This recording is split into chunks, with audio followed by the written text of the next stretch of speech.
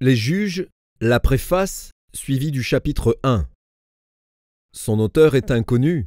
Les thèmes abordés sont les défaites et les délivrances. Sa date de rédaction est du XIe siècle avant Jésus-Christ. Ce livre relate les activités de 12 hommes et d'une femme établis comme juges, d'où son titre. Dieu les avait suscités comme libérateurs pour délivrer Israël au temps de déclin et de fractionnement survenu après la mort de Josué. Nul en Israël n'était capable d'exercer l'autorité comme l'avait fait Josué. Le cycle qui caractérise Israël au cours de toute son histoire, entre parenthèses, rébellion, châtiment, repentance et restauration, fermons la parenthèse, marque très particulièrement cette période. Josué est un livre de victoire, les juges, un livre de défaite. Cependant, si Josué, le chef, était mort, Dieu demeurait. La défaite pouvait donc être évitée. Les juges furent choisis dans diverses tribus. Tous n'étendirent pas leur juridiction à la totalité du territoire d'Israël. Certains d'entre eux exercèrent une activité plutôt locale. Pour un temps limité, l'administration de plusieurs juges fut parfois simultanée. Voir aussi dans le livre des juges au chapitre 2 et au verset 18. Le livre peut être divisé en 6 sections. En 1, le résumé rétrospectif et institution de la fonction des juges. En 2, les 5 juges. En 3, Gédéon. En 4, les 6 juges. En 5, Samson. Et en 6, le désordre en Israël. Les juges, chapitre 1. Après la mort de Josué, les enfants d'Israël consultèrent l'Éternel en disant : Qui de nous montera le premier contre les Cananéens pour les attaquer ? L'Éternel répondit : Juda montera. Voici, j'ai livré le pays entre ses mains. Et Juda dit à Siméon, son frère : Monte avec moi dans le pays qui m'est échu par le sort, et nous combattrons les Cananéens. J'irai aussi avec toi dans celui qui t'est tombé en partage. Et Siméon alla avec lui. Juda monta, et l'Éternel livra entre leurs mains les Cananéens et les Phéréziens. Ils bâtirent 10 000 hommes à Bézek. Ils trouvèrent Adoni-Bézek à Bézek. Ils l'attaquèrent, et ils battirent les Cananéens et les Phéréziens. Adoni-Bézek prit la fuite. Mais ils le poursuivirent et le saisirent, et ils lui coupèrent les pouces des mains et des pieds. Adoni-Bézek dit : 70 rois, ayant les pouces des mains et des pieds coupés, ramassez les restes sous ma table. Dieu me rend ce que j'ai fait. On l'emmena à Jérusalem, et il mourut. Les fils de Juda attaquèrent Jérusalem et la prirent. Ils la frappèrent du tranchant de l'épée et mirent le feu à la ville. Les fils de Juda descendirent ensuite pour combattre les Cananéens qui habitaient la montagne, la contrée du Midi et la plaine. Juda marcha contre les Cananéens qui habitaient à Hébron, appelé autrefois Kirjat-Arba. Et il battit Sheshaï, Aïman et Talmaï. De là il marcha contre les habitants de Débir. Débir s'appelait autrefois Kirjat-Séfer.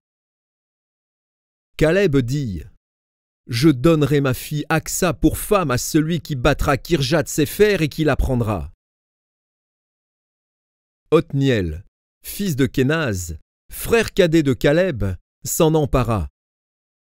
Et Caleb lui donna pour femme sa fille Aksa. Lorsqu'elle fut entrée chez Othniel, elle le sollicita de demander à son père un champ. Elle descendit de dessus son âne. Et Caleb lui dit : Qu'as-tu ? Elle lui répondit : Fais-moi un présent, car tu m'as donné une terre du Midi. Donne-moi aussi des sources d'eau. Et Caleb lui donna les sources supérieures et les sources inférieures. Les fils du Kénien beaux-pères de Moïse, montèrent de la ville des palmiers avec les fils de Juda dans le désert de Juda au midi d'Arad, et ils allèrent s'établir parmi le peuple.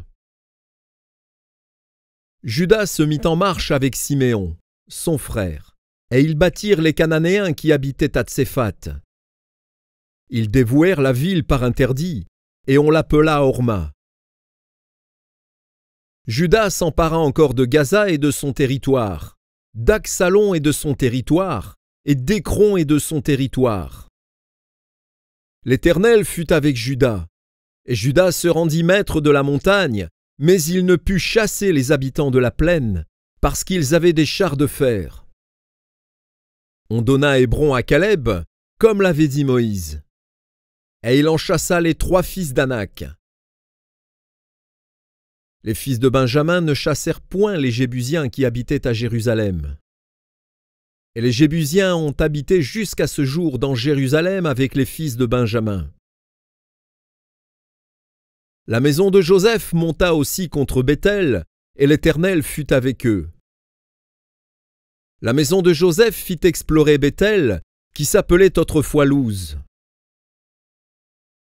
Les gardes virent un homme qui sortait de la ville, et ils lui dirent : « Montre-nous par où nous pourrons entrer dans la ville, et nous te ferons grâce. » Il leur montra par où ils pourraient entrer dans la ville. Et ils frappèrent la ville du tranchant de l'épée. Mais ils laissèrent aller cet homme et toute sa famille. Cet homme se rendit dans le pays des Hétiens. Il bâtit une ville et lui donna le nom de Luz, nom qu'elle a porté jusqu'à ce jour. Manassé ne chassa point les habitants de Beth-Shéan et des villes de son ressort, de Tahanak et des villes de son ressort, de Dor et des villes de son ressort, de Gibléam et des villes de son ressort, de Megiddo et des villes de son ressort. Et les Cananéens voulurent rester dans ce pays. Lorsqu'Israël fut assez fort, il assujettit les Cananéens à un tribut, mais il ne les chassa point. Éphraïm ne chassa point les Cananéens qui habitaient à Gézer, et les Cananéens habitèrent au milieu d'Éphraïm à Gézer.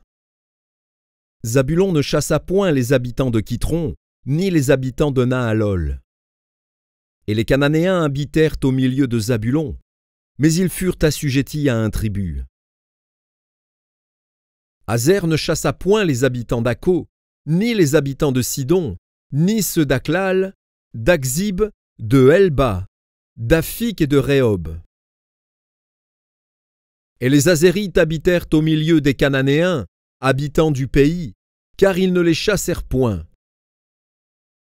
Nephtali ne chassa point les habitants de Beth-Shemesh, ni les habitants de Beth-Anath, et il habita au milieu des Cananéens, habitants du pays, mais les habitants de Beth-Shemesh et de Beth-Anath furent assujettis à un tribut. Les Amoréens repoussèrent dans la montagne les fils de Dan, et ne les laissèrent pas descendre dans la plaine. Les Amoréens voulurent rester à Ar-Hérès, à Ajalon et à Shaalbim. Mais la main de la maison de Joseph s'appesantit sur eux, et ils furent assujettis à un tribut. Le territoire des Amoréens s'étendait depuis la montée d'Akrabim, depuis Séla et en dessus.